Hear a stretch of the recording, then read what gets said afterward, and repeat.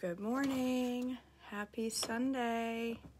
I haven't even turned my treadmill on. I don't know why I think it's going to go if I don't.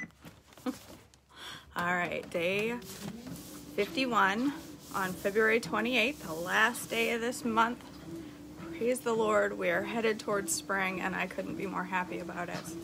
March is usually an in-between month here in Maine, and then spring springs. Okay. All right, February 28th. Duties of the Kohathite clan. Let's see if I can say clan this morning and not clam. Numbers 4, 1 through 20, which is 1445 or 1279 BC. Then the Lord said to Moses and Aaron, record the names of the members of the clans of families of the Kohathite division of the tribe of Levi. List all the men between the ages of 30 and 50 who are eligible to serve in the tabernacle.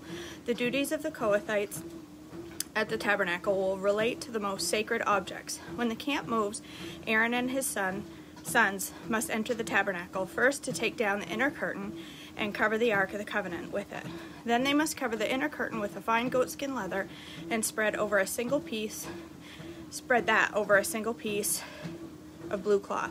Finally, they must put the carrying poles of the ark in place. Next, they must spread a blue cloth over the table where the bread of presence is displayed, and on the cloth they will place bowls, ladles, jars, pitchers, and the special bread. They must spread a scarlet cloth over all of this, and finally a covering of fine goatskin leather on top of the scarlet cloth. Then they must insert the carrying poles into the table. Next, they must cover the lampstand with a blue cloth, along with its lamps, lamp snuffers, trays, special jars of olive oil. Then they must cover the lampstand and its accessories with a fine goatskin leather and place the bundle on a carrying frame. Next, they must spread a blue cloth over the gold incense altar and cover this cloth with fine goatskin leather. Then they must attach the carrying poles to the altar. They must take all of the remaining furnishings of the sanctuary and wrap them in a blue cloth, cover them with fine goatskin leather, and place them on a carrying frame. They must remove the ashes from the altar for sacrifices and cover the altar with a purple cloth. All of the altar utensils, the fire pan, meat forks, shovels, basins, and all containers must be placed on the cloth, and a covering of fine goatskin leather must be spread over them. Finally, they must put the carrying poles in place. The camp will be ready to move when Aaron and his sons have finished covering the sanctuary and all of the sacred articles. The Kohathites will come and carry these to the next destination, but they must not touch the sacred objects or they will die. So these are the things from the tabernacle that the Kohathites must carry. Eleazar, son of Aaron, the priest, will be responsible for the oil of the lampstand, the fragrant incense, the daily grain offering, and the anointing oil. In fact, Eleazar will be responsible for the entire tabernacle and everything in it, including the sanctuary and its furnishings. Then the Lord said to Moses and Aaron, do not let the Kohathite clans be destroyed from among the Levites. This is what you must do, so they will live and not die when they approach the most sacred objects. Aaron and his sons must always go in with them and assign a specific duty or load to each person. The Kohathites must never enter the sanctuary to look at the sacred objects for even a moment, or they will die.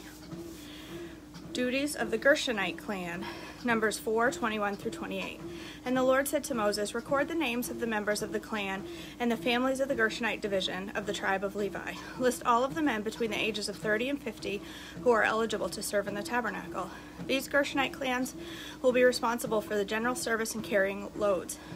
They must carry all the curtains of the tabernacle itself with its coverings, the outer coverings of fine goatskin leather, and the curtain for the tabernacle entrance. They are also to carry the curtains for the courtyard walls that surround the tabernacle and altar, the curtain across the courtyard entrance, the ropes, and all the equipment related to their use. The Gershonites are responsible for all of these items. Aaron and his sons will direct the Gershonites regarding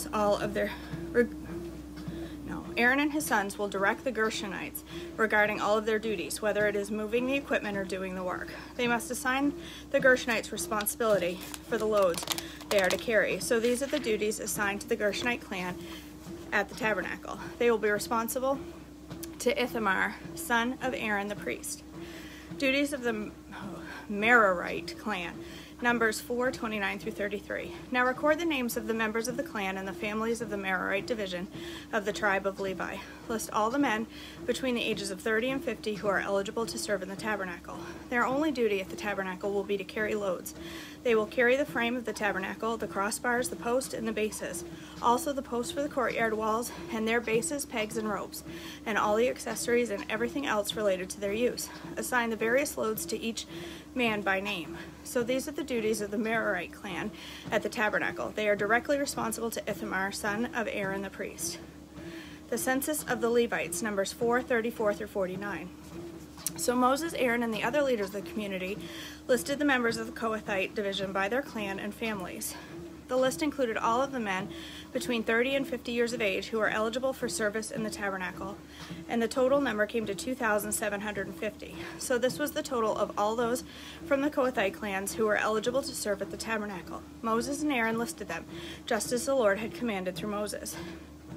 The Gershonite division was also listed by its clans and families.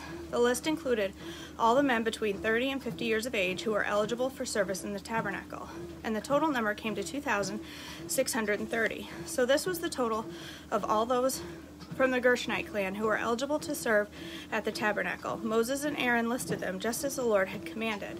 The Merarite division was also listed by its clans and families.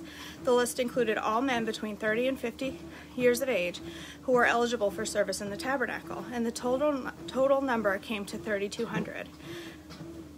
So this was the total for all those from the Merarite clan who are eligible for service.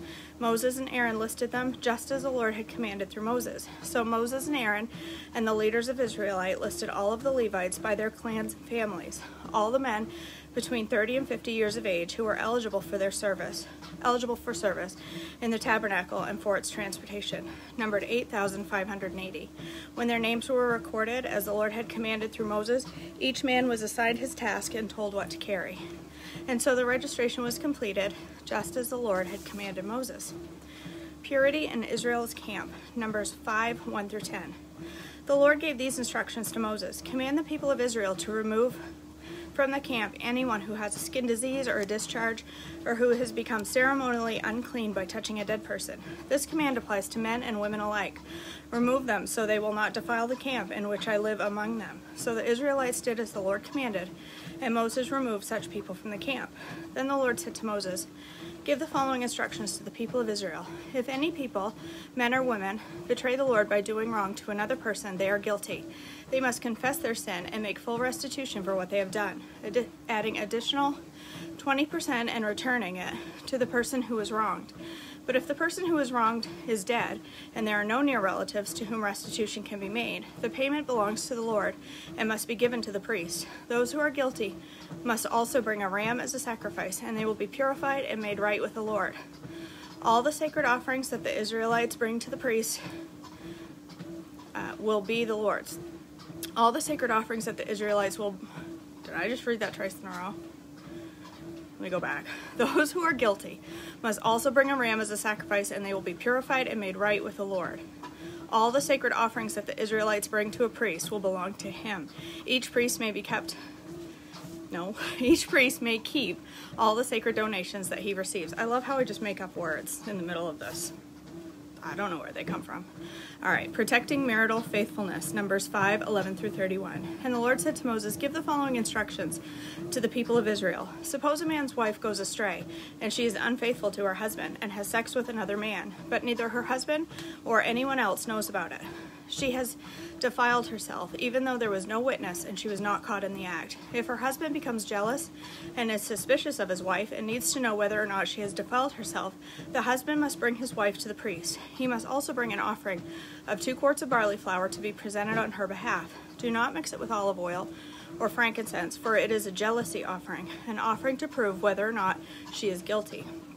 The priest will then present her to stand trial before the Lord. He must take some holy water in a clay jar and pour into it the dust he has taken from the tabernacle floor. When the priest has presented the woman before the Lord, he must unbind her hair and place in her hands the offering of proof, the jealousy offering, to determine whether her husband's suspicions are justified. The priest will stand before her, holding the jar of bitter water that brings a curse to those who are guilty. The priest will then put the woman under oath and say to her, "If no other man has had sex with you, and you have not gone astray and defiled yourself while under your husband's authority, you may be immune from the effects of this bitter water that brings on the curse. But if you have gone astray by being unfaithful to your husband, and you have defiled yourself by having sex with another man," at this point the priest must put the woman under oath by saying, "May the people know that the Lord's curse is upon you when he makes you infertile, causing your womb to shrivel and your abdomen to swell. Now this water that brings the curse may this water that brings the curse enter your body and cause your abdomen to swell and your womb to shrivel." And the woman will be required to say, "Yes, let it be so." And the priest will write these curses on a piece of leather and wash them off into the bitter water. He will make the woman drink the bitter water that brings on the curse. When the water enters the body, it will cause bitter suffering if she is guilty. The priest will take the jealousy offering from the woman's hand, lift it up before the Lord, and carry it to the altar. He will take a handful of flour as a token portion and burn it on the altar, and he will require the woman to drink the water. If she has defiled herself by being unfaithful to her husband, the water that brings on the curse will cause bitter suffering. Her abdomen will swell, and her womb will shrink, and her name will become a curse among her people. But if she has not defiled herself and is pure, then she will be unharmed and will still be able to have children. This is the ritual law for dealing with suspicion.